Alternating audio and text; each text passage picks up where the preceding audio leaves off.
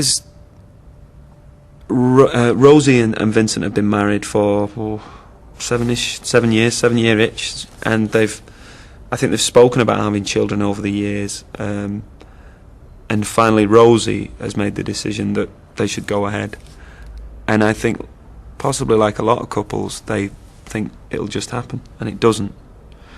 And as the thing unfolds, it seems to be that it's Vincent's problem biologically rather than Rosie's, which for a man who's an ex-member of the RUC, who's a man's man, for any man, but this man in particular, a man's man,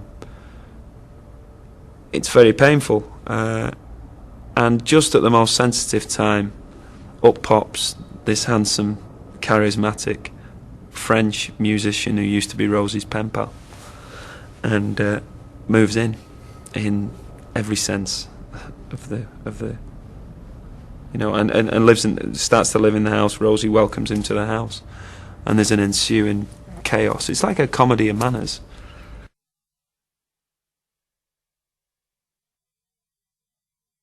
Yeah, we've worked at, myself, Ivan and Michael have worked at exploring, you know, in another lifetime, in another situation, Ivan and Vincent, precisely because of the differences, could be very good friends.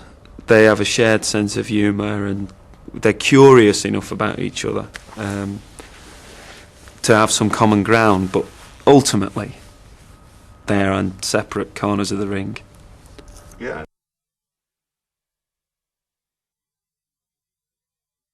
You're actually making it rather than the script.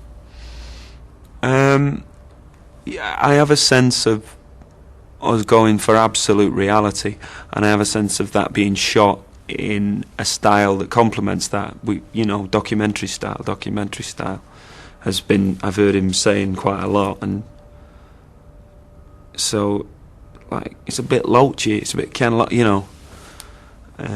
So yeah, I do have a sense of it, and we're trying for a complex three-way relationship, observed and not commented on too much by the camera, just observed, I think.